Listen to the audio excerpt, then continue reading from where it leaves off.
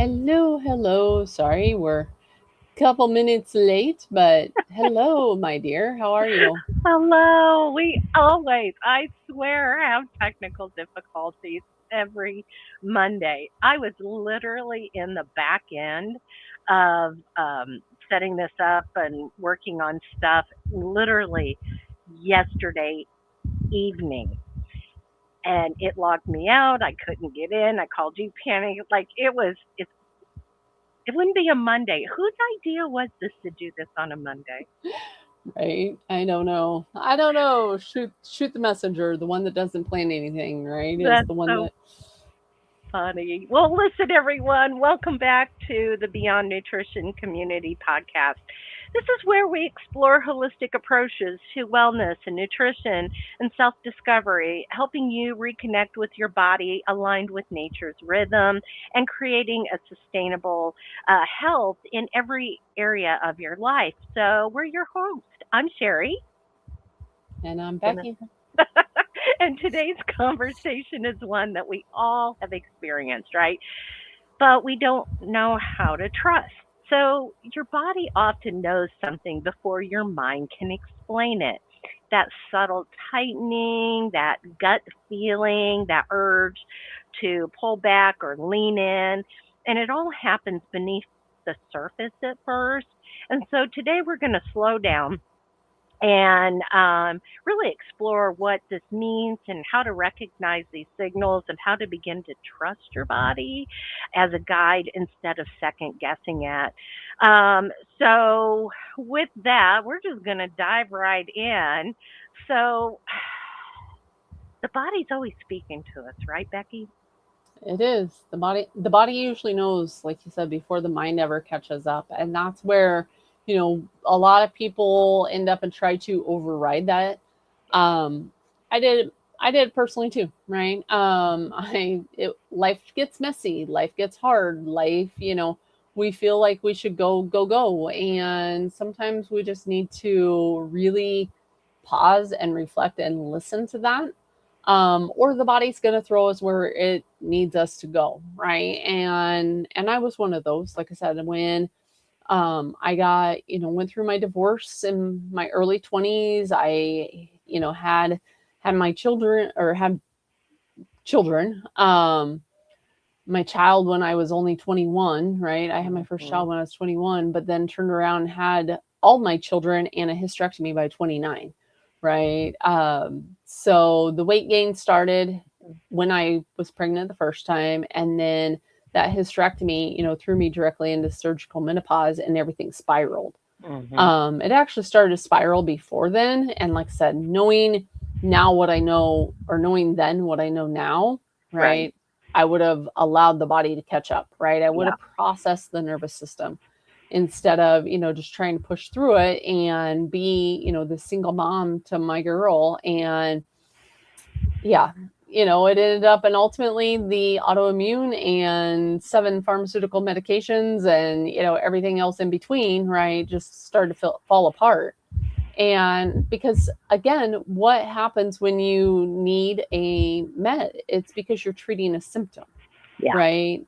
Get to the root cause, get to, what my body was trying to tell me, and, stop fighting it, right? And that's why being vulnerable, being open, being able to work through. I mean, you and I have the conversation about nervous system a lot, Yeah. um, because it does play. I mean, it's one of the most important areas beyond sleep Hmm. that a person can do, no matter whether they're looking for weight loss or whether they're looking at, just healing, Right. right? Definitely. Well, and the body really speaks first, right? And you need to kind of understand the signals. So, just a little nerdy side trivia here. The nervous system processes information milliseconds before conscious awareness is happening. So, your body is always scanning for safety, threat, and alignment or misalignment, always. And the sensations are your first language.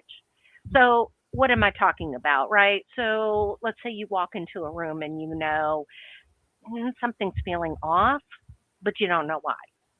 Or you're meeting someone and you feel immediate comfort or you immediate tension. I'm very in tune with that. I've been that way. I can, within a couple minutes, I can literally, I know what that kind of a person is. Doesn't matter what we're saying, what we're talking about, professionalism, whatever, work wise, whatever. I can tell. I can, and I've never been wrong. And that's kind of scary sometimes. Or feeling drained after certain conversations, right? So, um, have you ever said yes to something but feel a knot in your stomach? And you've done that recently. You had said yes to going somewhere. You knew you didn't want to, and then the whole time you were miserable, and then you swore you'd never go again. Yeah. Yeah. Yeah. It does. And not only does it happen, in that type of environment, but your nervous system is also scanning any inputs, right? Yes. So not just the type of people that we run in with, but also the light, the food, stress, temperature, way before, like you said, the conscious brain ever ends up and Yeah. gets the memo. And sometimes, yes, we do override that, right? But there's a lot of also science that it will actually end up and back up, right? And obviously we're not here to bore you with the science studies and stuff, but if you think about it, that afternoon slump often is a circadian rhythm saying you missed morning sunlight, or you needed food earlier, right? I can't tell you how many times I've talked to people that have put their first meal at noon Yeah. versus when they first get up, Yep. right? Yep. And are consuming, most of their calories or energy, right, later in the day even. But yet then they end up and they have intense cravings, right? It's Yep. like, well, it's not that your body is weak or that you have this weakness that you're trying to fight off, food cravings. It's your body is trying to protect your blood sugar and your energy. Right. And it's trying to, tell you that it needs that, right? But Hmm. a lot of people just kind of end up and are under, the old mentality of needing to restrict, needing to push, harder, stronger, faster.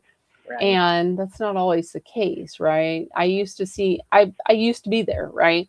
And Yeah. I would see the symptom as the enemy, right? Now I end up and I see it as the early warning signs. I Hmm. mean, there's still things, that yes, both of us are still working on. Sure. And there's times where we have to evolve. And there's times where we maybe get into gray area and we have to, bring ourselves back, right? Right. But that's real life. That's, being able to get these signals, and it's life in general, right? It's creating a sustainable lifestyle. It's not, how can we look at the, next quick diet or the next quick fix, or, burning the candle at both ends and being wired but tired at night. Yeah. It's how can we regulate and be sustainable? Well, some of it, right, is social conditioning. You know, we've been conditioned to push through. We've been conditioned to ignore discomfort, be productive no matter what. And so, what that's doing and what that conditioning has done is it's disconnected us from natural hunger cues or fullness cues, rest cycles. Trauma or stress can dull or heighten those signals. So, let's kind of go down the avenue of ignoring your hunger, right? That cue. Let's talk about that because I know you and I see that all the time with our clients. Mhm. Yep. They end up and they ignore that hunger cue, and it presents in different ways, Sure. right? That's I'll use my husband as an example. The other day, the I don't remember if it was Saturday or Sunday. My days all turn into one. But he's like, man, my head, just kind of feels a little woozy. Um, and I'm like, well, what have you ate today? Well, at that point, he hadn't ate anything, right? Mm-hmm. And I'm like, you know, you need to end up and eat. And so, yeah, it was definitely, probably a low blood sugar, but that's, part of it. And then there's people, it's just when you look at food, there's times when people look at food from an emotional standpoint. Yeah. There's times that people will look at it, as I shouldn't be eating this or this is bad food, right? Instead of what is that food providing? And that's where, especially over this last year and a half, there's been a lot of people that have asked me, what has changed? Well, yes, the nervous system, but also the aspect of food and what is it providing me from a nutrient standpoint, right? And what is your body needing? Because the two of us, I can guarantee, eat a lot different. Yeah. Well, so many, and I was one of them. I would have told you for, I don't know, decades. I don't like breakfast. I'm not hungry in the morning. And I just knew that's who I was, right? And when I started my healing journey, that had to change because you have to understand what your body's doing when you wake up, right? You want to start there? We can end up and start there. Start there. When we wake up. When we wake up and how the hormones, which technically, let's end up and backtrack even to the night before. Okay. Because that's where, there's hormones that are happening in sleep, right? Yeah. So if we're pushing and we're, going back to that wired, tired feeling at night, right? Nervous system is dysregulated. You're, maybe on the computer or you're sitting on the couch watching TV or, doing the dreaded doom scroll of the cell phone, right? At night. While laying in bed. I can't tell you how many clients I've talked to that they're like, I watch my Kindle or I end up and I scroll my phone. And it's like, really, folks? Yeah. They're not wearing blue blockers. They're not, they don't have their screens red or, anything along those lines, right? But what happens is that actually that secondary cortisol response is what you end up and you get when your body is exposed to this light. Well, when your cortisol is elevated, then your body is going to naturally raise blood sugar, raise insulin. Those raised are not going to allow the melatonin. The reason why I backtracked to, the nighttime, right, is because also the leptin has to end up in signal. The leptin has to end up and dock to the hypothalamus and, all the receptors, because otherwise it's going to, not tell your body that, hey, we have energy to use. Let's, use this. Melatonin is a great little scavenger of the body, right? Yep. It cleans up the cells. Yep. It cleans up, and if you're not getting these signals, then what is going to happen the next day? Ghrelin's going to end up and be elevated. You're going to be hungrier. There's studies out that actually show even by 18% more. So, leading into those, now breakfast time, right? Where you have dysregulated sleep. You don't get quality sleep. It's not just quantity of sleep, but that actual quality. Then your body is already, increasing ghrelin. It's increasing the cortisol. So when you're supposed to have this normal, natural rise of cortisol, it's peaking it up. That's where the dawn effect, dawn phenomenon, whatever you want to end up and call it, is coming from. Well, again, what did I just say about cortisol and it raising? Your blood sugar is raising. We see high, AM glucose readings, fasted glucose readings. So again, you're kind of starting the day off chasing your tail, right? And that's where, yes, nervous system work in the morning can be beneficial. Doing, even some breath work before your feet hit the floor. Being consistent. That is one thing that not enough people end up and put, in as a non-negotiable, but being consistent with your sleep and wake time. because then your body is regulated. Your Yeah. body will regulate to that instead of being startled awake by an alarm clock.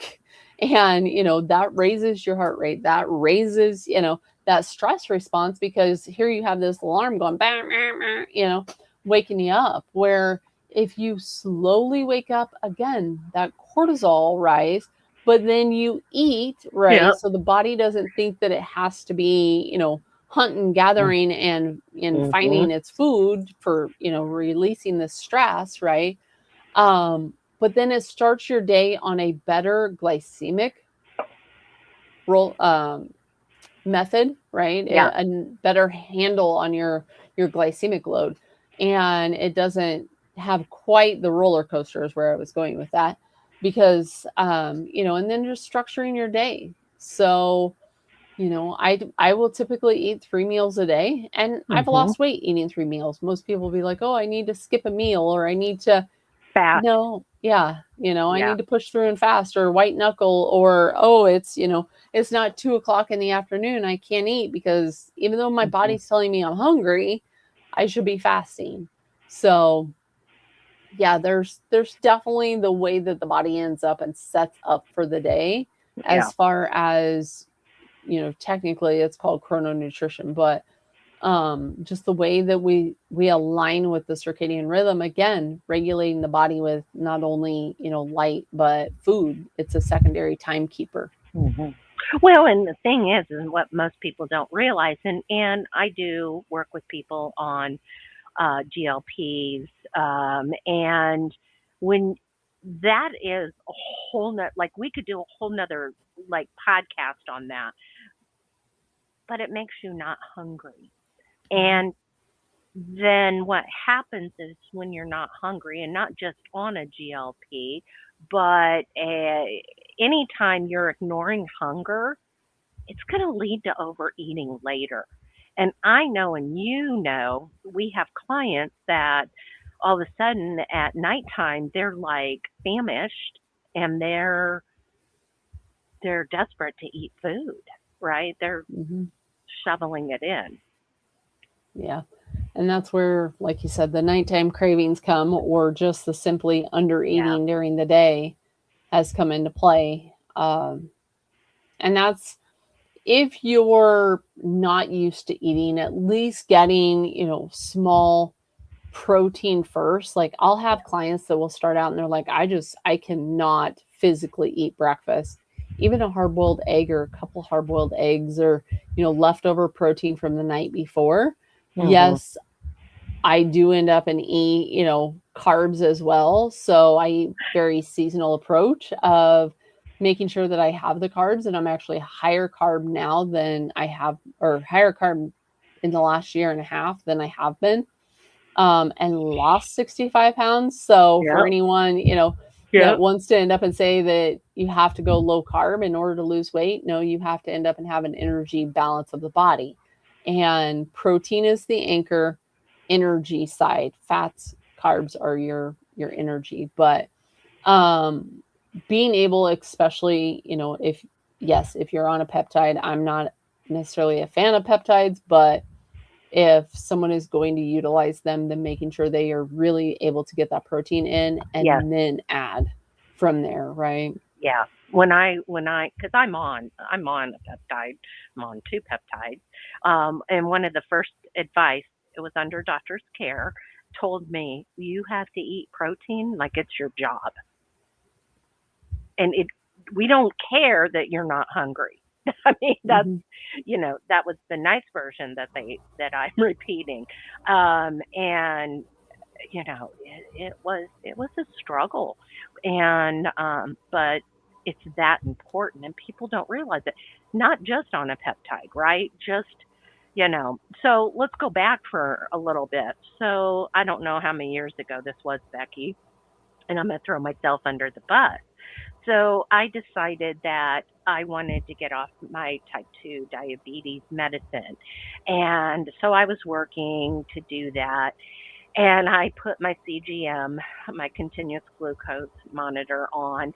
And do you remember, like I said, this has been a number of years ago, how we would monitor my blood sugar. So I would wake up and then my blood sugar would continue to rise. Now, was I eating breakfast? No, I wasn't because I wasn't quote unquote hungry. And so it would continue to rise alarmingly high until about, I think, like noon, 1 o'clock, wasn't it? Hmm. Yeah. If And not a little bit then, later, but yeah. yeah. And then I would eat lunch, and all of a sudden, my blood sugar would start to go down. So I had to learn, right? Because remember, I told you at the beginning of the podcast, I was the person that said, I don't like breakfast and I'm never hungry in the morning. So I had to learn to eat in the mornings. I had to, and it was amazing what happened to my blood sugar when I eat breakfast within usually 30 minutes to an hour when I wake up. This is now a non negotiable in my life. I never skip breakfast. And I'm getting my protein in along with a little bit of fats or a little bit of carbs in with it. But the protein is my main source, and my blood sugar stops at, and then it starts going down. So it was amazing. I mean, we tested that, Yeah. didn't we? Yeah, Well, and that's where it goes back again yeah. to circadian rhythm and glucose tolerance, right? Hmm. Yep. Your body's glucose handling is time dependent due to an internal clock. So again, your body knows before you do, right? Right. And that's the morning advantage is that insulin sensitivity and glucose tolerance are naturally the highest in the morning. So the same meal, right, or same carb load. I know you said you're putting carbs in there, right? Yeah. Can be eaten at 8 a.m. or 6, ideally 6, but for this reference, we'll say 8. I don't like Hmm. people eating at 8, but that same meal eaten at 8 a.m. causes a much smaller blood sugar spike than eating that same thing at 8 p.m. And I just had a Right. conversation with um, a client this weekend about that same thing, right? If you have and studies are out there to show it, right? You talked about, the peptide, but ultimately, if you talk about your body's hormones, right, which our body makes the GLP and it makes the GIP responses. Yes. So those are earlier in the day too. Hmm. So if you're looking at, how your body is trying to signal and tell you, right, the gut, the liver, the pancreas, on and on, right, the brain, it all ends up in coordinates. So, Hmm. making sure, again, when I just said, right, that the food is a secondary light signal, morning light exposure sets the clock through the eyes, right, through the suprachiasmatic nucleus, the SCN, but also that is priming our metabolism. So when we look at things from an energy standpoint, right, in daytime hours, or that snacky at rightness at night, right, as the day progresses, this insulin sensitivity drops. And Yeah. again, going back, that melatonin is supposed to rise, and insulin is going to impair that. And Right. so your body is supposed to be, getting rest and repair, but these late meals are creating higher glucose. And that's going to lead to, more fat storage, more weight gain, more disrupted sleep, all of that, right? And so this is why these shifts, like you said, being able to see even with CGM and getting that data, you can't argue with the Yeah. black and white. Right? We couldn't argue with the CGM that you were wearing Right. because it was showing you, right? Yeah. And Yeah. so that's why I'm like, you need to be eating that morning meal. You need to Right. kind of front load and start eating, even if it's, a small meal, and which now, Right. I mean, you're able to eat breakfast, but getting that in there, getting even balanced meals in there earlier, aligning your body's, protective signals instead of just fighting them or pushing through. Well, and the other thing too that I wasn't doing way back then was I wasn't getting up and seeing the morning sunrise, right? I wasn't.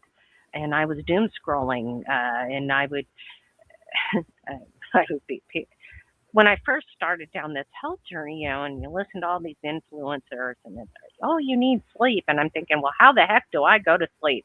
It's 1 o'clock in the morning and I'm not tired and I don't understand how, oh, you need to get sleep. Oh, I can't sleep, right? Does anybody relate? If just so, put it in the chat if that kind of rings some, like, yeah, that's me, right? And I remember thinking that very thing. And this was like early on. And then I meet this one. And The one that had two heads, because when I did the Circadian masterclass, yeah, you thought I had two heads. But it was anyway, go ahead. so funny when she did that. It was like she had to baby step me through it. And I'm like, okay, stop. Let's talk about, what kind of glasses are we using, right? So here's like one of my blue blocking glasses that I have. I have three different lenses, three different colored lenses for different things. But I'm like, which one do I get? Where do I get? It was like, and I think she had to explain that to me. Probably no joke, less than 15 times. I don't know. Who knows? She was patient with me. Which is so funny now because at work, I wear blue blocking glasses at work because of the fluorescent lighting, because now I understand the importance of the light signal and what's happening to my body. So if that piques your interest, let us know in the chat as well. But let's kind of move on now and talk about some other examples of what your body might be saying. So, tension, jaw tightening, shoulders, neck, you feel the tension. Is it possible boundary issues, stress? How many people have told you, Becky, that, oh, no, I'm not under stress? A lot. I get it a lot. Yeah. Because when I'm talking to someone, they, the body doesn't decipher between stress, right? They don't end up Right. and decipher between hormetic stress. They don't decipher between financial stress, physical stress, childhood trauma, what the case may be, right? And so that's where people will end up and hold the stress response in various ways. Yes, typically it Mhm. is, some form of even aches, pains, muscle issues, just the tension, because we do tense up. We don't relax enough through the day. And that's where people with chronic tension, and I even catch myself, right? Mhm. I pull Mhm. my shoulders up instead of Mhm. sitting up and relaxing those down, right? Again, that can be a stress response. It can be, people that are constantly going through busy life, Yeah. right? They keep their life very busy. Why? Because when they calm down and, there's things, like I said, maybe it's past trauma, maybe it's past, childhood things, right? And they Right. start to end up and get into that sympathetic state, and it starts to fire up the body. The body tenses up, it tries to protect itself, it's guarding, you know. Mhm. Mhm. For some, that can increase heart rate to be sitting in stillness. So they just Right. go, go, go. Yeah. And they're constantly in fight and flight, right? Yeah. And and I do feel as though that was part of my issue, or my chronic, version, if you will, is I did have a lot of stress, right? Mhm. I was a single mom. I had, things happening in life. I had childhood things that I was continuing to suppress.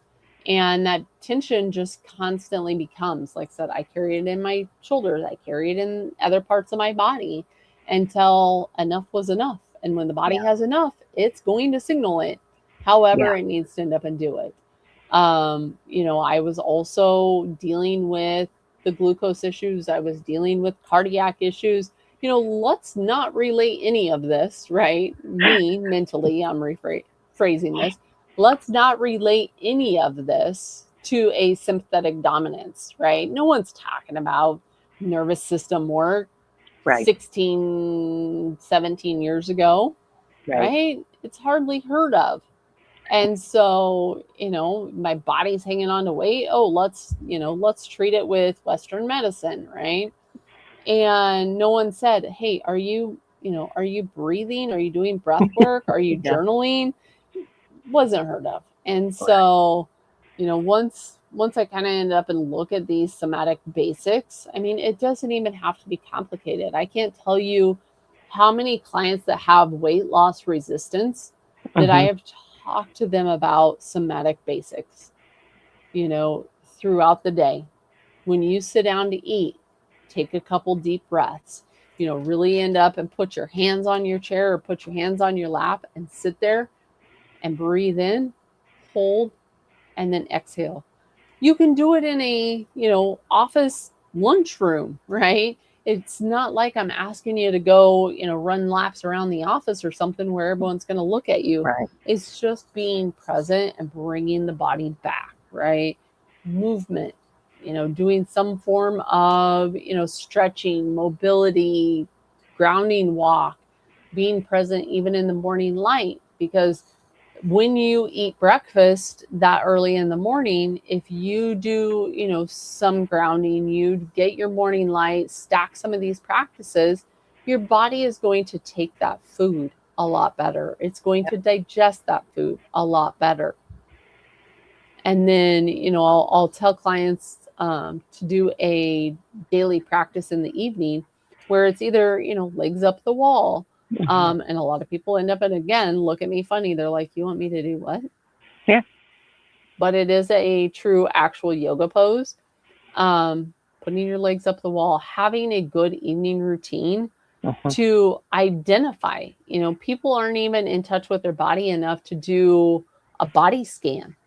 Right. I'll talk to them about scanning your body and they're like, what? Right. Hmm. And, going through again, relaxing your shoulders down, relaxing your arms. For some, it's easier to do it while they're laying in bed before they, are falling asleep. But that does help with that overstimulation of the day to release some of that chronic tension that we end up we hold. Right. Well, let me give some examples here. So, some gut sensations. Have you ever felt the butterflies before something meaningful? Right. Well, that's not fear, right? That's a gut sensation, right? Um, Fatigue or low energy. Do you ever feel exhausted after saying yes to something you didn't want to do? Hello, like your body's giving you some clues here. Um, or if you feel that lightness or calm after you have made the right decision, you just feel that ease, right? That's your body talking to you. So, keeping that in mind, you can ask yourself, does this feel constricting or does it expanding? You can keep a body log. I mean, like just a little piece of paper and situation, body sensation, and outcome. Avoid labeling sensations as negative. They are actually information. So, how do you start the relearning process to listen, Becky? Where do you start your clients off? Because they're like, we've been running at 110 miles an hour. Where do you start, right? Start with the morning light. And I see I have a couple comments over Oh, on good. Instagram. I see your comments. Um, so have I ended up and heard of the Stelligate ganglion block, SGB? I'm choosing my words wisely. Um, have I? Yes. Am I a fan of treatments when it comes to? I'm not a big fan of standard treatments. So what that is, it's essentially a anesthetic that is put in and creates a sympathetic nerve or block for the sympathetic nerve. I am not a big fan of supplements. I'm not a big fan of treatments and procedures. Can it work? Maybe. In people with, PTSD, people that have tried a lot of the basics. I don't rule things out. I'm not going to end up and say, that I am against them. I will just say personally, I'm not a fan, right? So there's always that side of complex situations or situations where people have tried a lot of different things, right? Um, there's always two sides of every coin. There's good and bad, right? So whether you're looking at studies, whether you're looking at information, really end up in a case like that doing your research. That's what I'll say as far as that. Um, as far as where does a person start? That's kind of goes into the second question that is over there of eating Ah, breakfast. Go ahead. me go ahead. Yeah, I thought you were going to say something. Oh no, I was like, yeah, Oh, yeah, eating breakfast. uh, We just talked about, eat, yeah. eating breakfast prior to the UVA rise. So ideally, you want to end up and eat breakfast within 30 to 60 minutes of being awake. When we're looking at the whole, circadian health, glucose stability, nervous system, how to start, that is where, so to wrap that into two-part question there, where does a person start? Well, ideally, with, even a couple slow breaths before they get out of bed, getting that morning light and or getting that breakfast, right? Get your breakfast. I meal prep, so I will typically have, sausage or some egg cups or egg bites or whatever you want to end up and call them. In the fridge, I can grab them and I can go out, with my Sheila G and get sunrise. If you live somewhere, and this is why I say depends, because if you live somewhere that sunrise is 4:30 in the morning, I don't expect you to get up and eat your breakfast at sunrise at 4:30 in the morning. So if you're eating breakfast more aligned with the UVA rise, Mhm. because that sunrise is so early and UVA, um, ideally if you can get out a little bit before UVA, even 5-10 minutes, light is the master clock setter. So that morning light, Mhm. closer to sunrise is going to be, my phone's dinging and distracting me, so I'm putting it away. um, the light is going to end up and give you that signal, right? So eating soon after that is also highest in infrared and red, so it's going to help metabolically.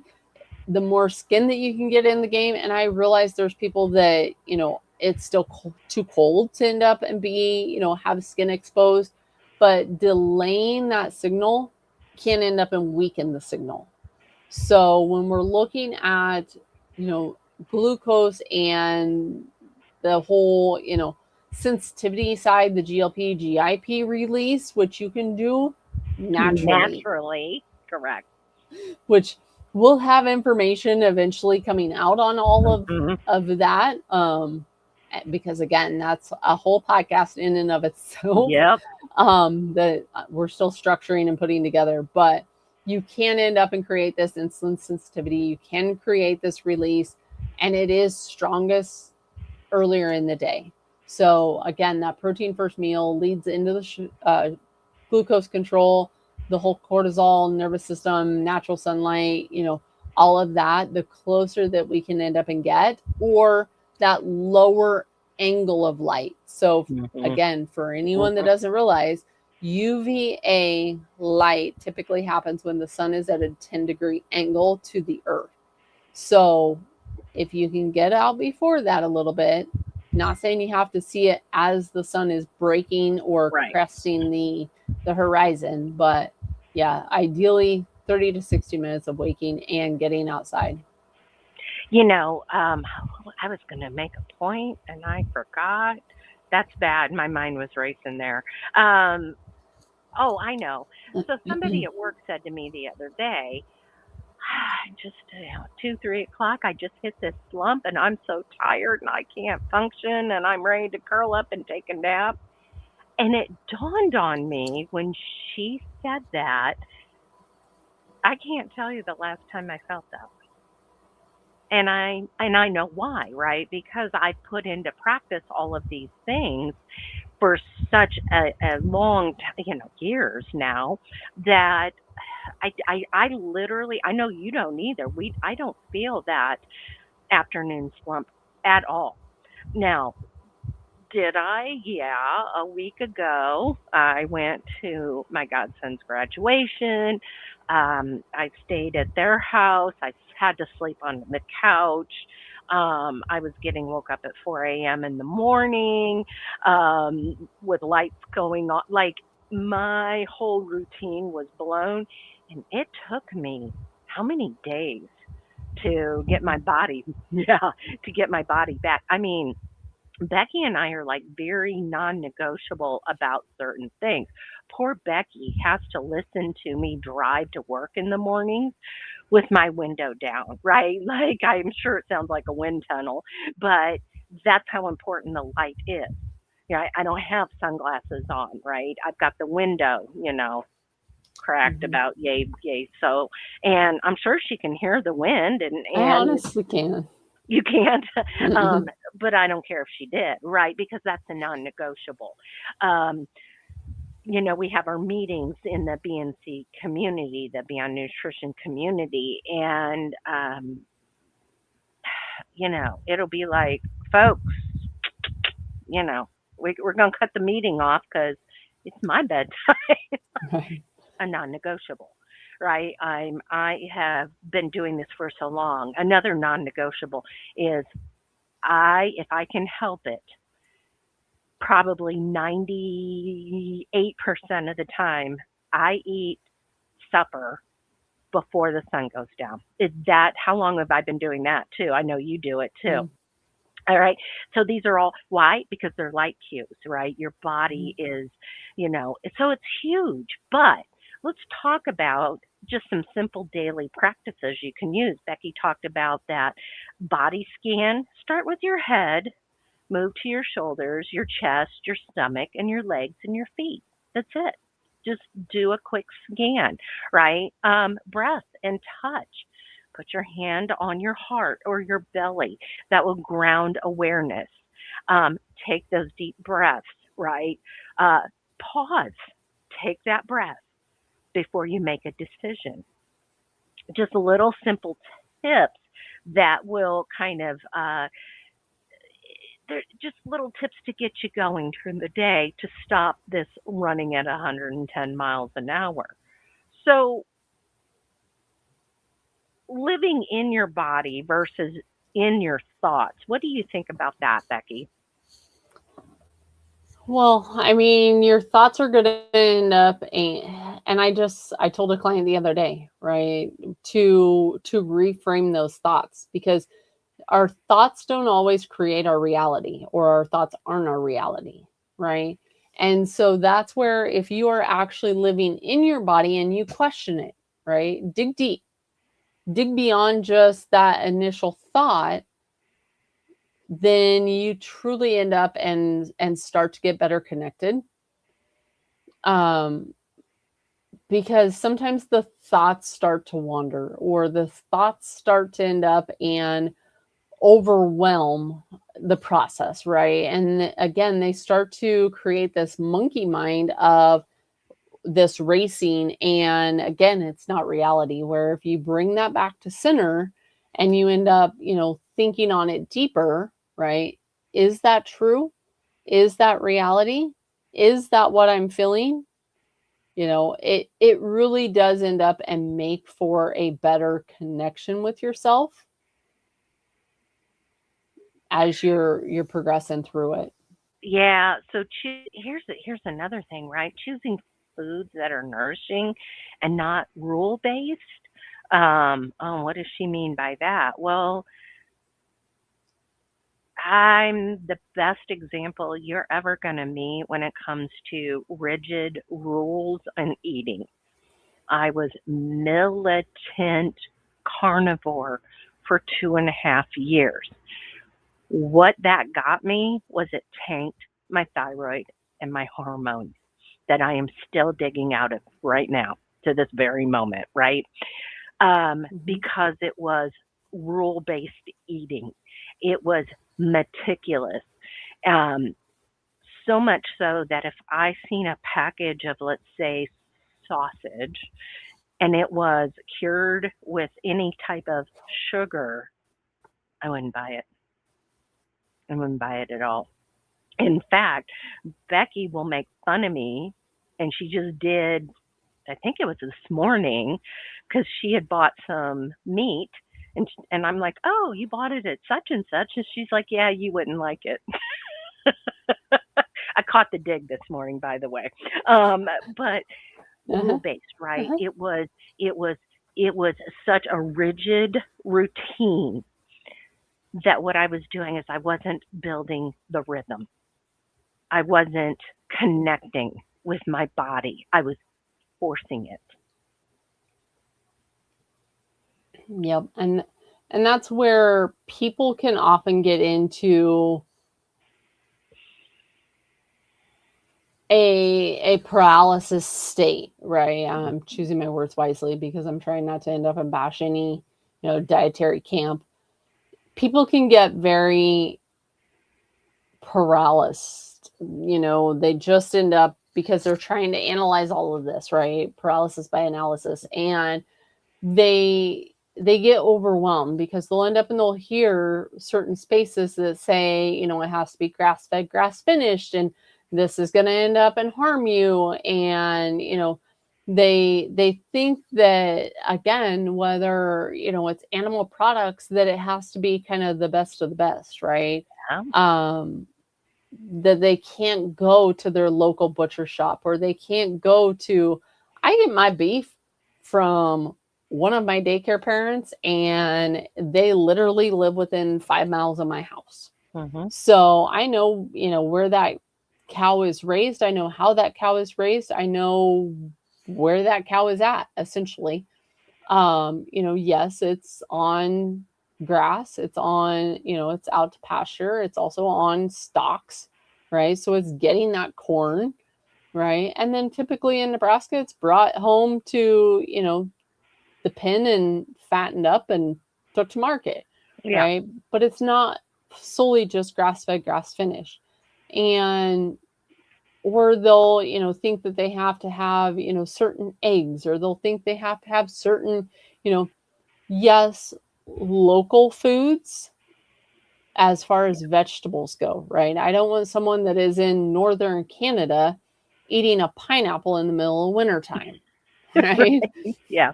It's not grown there. But, if something is grown in a greenhouse in your backyard, or in, couple hours from you, right? It's going to end up and be better. Or maybe it's the same food, but the best that you can do is get it in a grocery store frozen, Right. right? That's still going to end up and be better than not necessarily eating foods, right? If someone's not getting animal proteins in there because they're like, well, they said, I can't afford grass fed, grass finished. Right. So I'm just going to eat, cheaper food, right? Box food, ultra processed food, that type of food. I would rather them eat, qual the quality, right? Even if it has to be supermarket beef, Right. than the damn Doritos in a package, right? Or canned meat that, who knows what meat it's coming from, right? Mm-hmm. So that's where I feel like a lot of people are doing almost kind of a nutrient based disservice, Mm-hmm. is because they're putting such restriction or such guidelines on what people are eating, and they're not looking at practical. They're not looking at the world that we're living in, the conditions that we're under, and all of that. And I'm not going to end up and go any further on that rant because I don't want to end up and be blocked off social media or Mm, YouTube. right. Yeah. Well, just a good example. So I'm growing tomatoes in a pot, right? Mm-hmm. And so we had tomatoes tonight. with our burgers that my husband grilled, along with some chicken and some potatoes. Yes, I had potatoes. But I had the tomato. And what Becky's talking about is that light code that grew that tomato is signaling to my body when I eat it. It's the same light, right? If I go Mhm. outside. And so that's kind of what she's talking about. We could get way down in the weeds on that. I'm not going to let her go there. But that's just an example, right? This is her favorite subject. We could get her going for days. Um, you could come back tomorrow and we'd still be talking about this stuff. Probably. But yeah, so, you know, basically what we're trying to get you to understand is your body is not working against you, it is working for you. Every sensation, every shift, every moment of discomfort or ease is part of that conversation that your body's having. And the more you slow down and listen, the clearer that conversation becomes. Look, it's not about perfection. It really isn't. Um, it's about awareness, and it's about choosing a moment by moment to come back home to yourself. Becky and I both have been down that perfection route, right? And all it did was it worked till it didn't. Yep, absolutely. And I guess final words for our listeners and Hmm. podcasters, tomorrow, because this does get released to podcasters, we get you, right? Your body is speaking to you the whole time. We are two real people that have been through this, through the weight, Hmm. through the cravings, the fatigue, the tension, right? The mere moments of, you know, not not necessarily, seeing what we like, right? Right. But our bodies aren't betraying us. It's just simply protecting you. And now is the time you need to end up and learn to listen to it. And that's why we do the work that we do, Yeah. right? It's your body isn't broken. It's Mm-mm. not the end of the road. The signals aren't your enemy. It's just we're encouraging and discussing. So if there's ever a topic on any of the realm, right, that you want us to dig into, let us know. But natural rhythms, your nervous system, the wisdom behind, how the body is going, the rigid diets that we've done, or the perfect protocols, right? Because we've both evolved through our journey, right? Hmm. I Hmm. did carnivore, I did keto, you've done both, right? But also, if you need a coach, we're there. We've Hmm. lived in those deep valleys. I had over 200 pound twice, right? You have had your weight as well, and I we've was survived. 300 pounds. Yeah. Yeah, Yeah. we've survived. And so we've got out of just that survival mode, Hmm. right? And we've restarted. We've started listening. We've started, working with our bodies and getting it to respond. So yeah, your We body's wise. also, I was going to say, we also, both of us, we accept HSA and FSA for coaching. So if that's something that might help you make that decision, we do have that as well. So if this episode resonated with you, we would love for you to stay connected with us. So be sure to like and subscribe and share this podcast with someone who might need a reminder to trust their body a little bit more. Um, Anything you want to add before I announce uh, our guest next week? No, ma'am. Just end up and stick with it. We're here if you need any tweaks, any um, support. We're definitely here to end up and help you, guide you, and be the support that you need. You can find us. I have all kinds of information in the show notes, so you can go there and take a look and find us on social medias, on the BNC community. We're kind of all over the place. We even have a blog. So, with that, We are so excited to share in our next Monday, the 22nd, at 7 p.m. Central. We are going to be joined by a special guest, Kalika Dawson. Now we've had Kalika on. I think it's been about a year and a half now, Yeah. or close to it. That she's got a story and a half. So I can't remember if she was close. I think she was close to like 500 pounds, Mhm. 450. It was something like that. I'll have her refresh my memory. Um, and so she came. She uh, talked to us about a year and a half ago. But I've been watching her on the old socials, and I've noticed a shift happening with Kalika. And enough that I reached out to her again and I said, "Hey, would you like to come back and give us an update?" So I'm excited for that. I hope you will be too, because I think it's going to be inspiring and a very powerful conversation. Again, it's somebody in the trenches, right? She she's still battling her way to health, and she's got a heck of a neat story. So we want to thank you for being a part of the Beyond Nutrition community. And until next time, remember to pause, breathe, and listen, because your body already knows. Absolutely. Have a wonderful evening, and we will see you all next week.